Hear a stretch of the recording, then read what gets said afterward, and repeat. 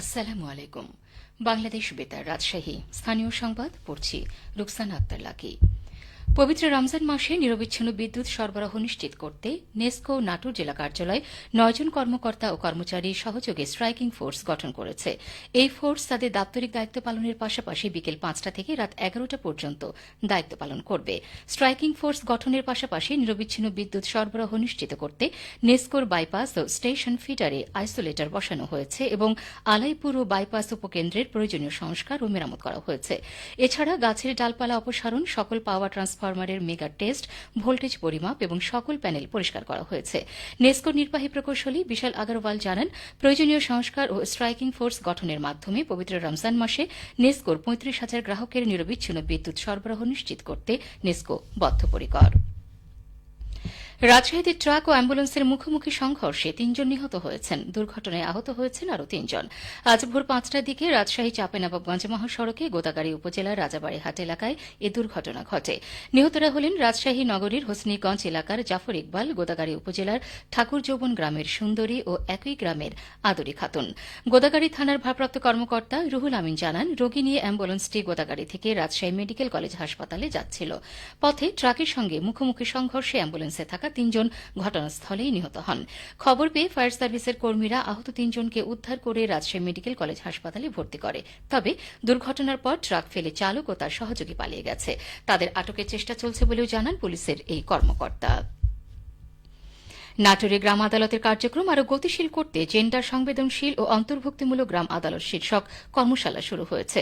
আজ সকাল ১০টায় জেলা প্রশাসকের সম্মেলন কক্ষে কর্মশালার উদ্বোধন করেন জেলা প্রশাসক আসমা শাহীন।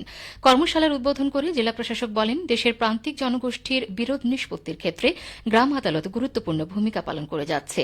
এই আদালতকে আরও সক্রিয় করতে পারলে জনজীবনে ভোগান্তি কমবে, স্বস্তি থাকবে। তাই এর সাথে সংশ্লিষ্ট সবাইকে দায়িত্বশীল ভূমিকা পালন করে গ্রাম আদালতের কার্যক্রমে সহযোগিতা প্রদান করতে হবে।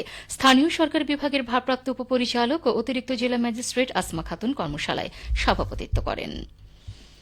রমজানে রাজশাহীতে আইনশৃঙ্খলা রক্ষায় বিশেষ ব্যবস্থা গ্রহণ করা হয়েছে বলে জানিয়েছেন Rajshahi metropolitan police commissioner Mohammad Abu Sufian.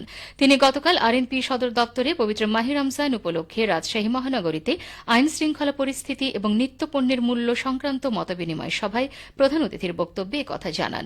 সভায় অন্যদের মধ্যে অতিরিক্ত পুলিশ কমিশনার নাজমুল হাসান, উপ পুলিশ কমিশনার সদর সাইফুদ্দিন শাহীন, উপ পুলিশ কমিশনার ট্রাফিক মোহাম্মদ নূর আলম সিদ্দিকী অনেকে উপস্থিত ছিলেন।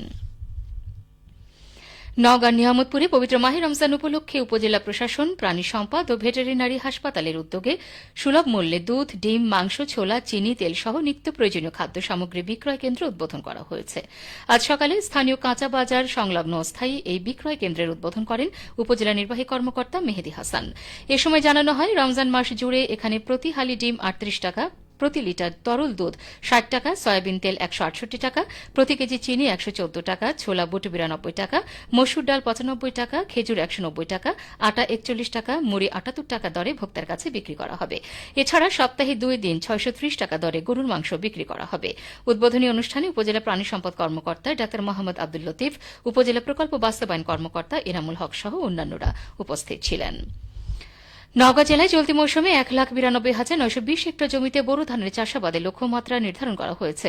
ইতোমধ্যে ১,৮৫,৪০০ হেক্টর জমিতে চারা রোপণ সম্পন্ন হয়েছে। চাষিরা বলছেন, এবছর আবহাওয়া ভালো থাকায় বীজতলার ক্ষতি হয়নি এবং সঠিক সময়ে ধান চাষ শুরু হয়েছে। যেসব জমিতে সরিষা ও গমের ফলন ছিল সেগুলো ঘরে তোলার পর বোরো চারা রোপণে দেরি হচ্ছে। চলতি মৌসুমে জেলায় অধিক ফলনশীল ও জনপ্রিয় জিরাশাইল, বৃধান ২৮, ২৯, ৮১, ৮৯, ৯২ এবং কাটারিভোগ জাতের ধানের চাষ বেশি হচ্ছে। নওগাঁ জেলা কৃষি সম্প্রসারণ অধিদপ্তরের উপপরিচালক আবুল কালাম আজাদ বলেন, জেলায় ইতোমধ্যে ৯৬ জমিতে বোরো চারা রোপণ সম্পন্ন হয়েছে। মাঠ পর্যায়ে কৃষি কর্মকর্তাগণ চাষীদের সাথে সার্বক্ষণিক প্রযুক্তিগত সহায়তা ও পরামর্শ দিয়ে আসছেন। রাজশাহী কৃষি উন্নয়ন ব্যাংক রাকাবের নতুন ব্যবস্থাপনা পরিচালক হিসেবে ওয়াহিদা বেগমকে নিয়োগ দেওয়া হয়েছে। অর্থ মন্ত্রণালয়ের আর্থিক প্রতিষ্ঠান বিভাগ গত ২৭ ফেব্রুয়ারি তাকে নিয়োগ দেয়। আজ রাকাবের জনসংযোগ কার্যালয় থেকে এ তথ্য জানানো হয়েছে। এর আগে ওয়াহিদা বেগম অগ্রণী ব্যাংক পিএলসি এবং আনসার ভিডিপি উন্নয়ন ব্যাংকে উপব্যবস্থাপনা পরিচালক হিসেবে দায়িত্ব পালন করেন। সবশেষে আবহাওয়া।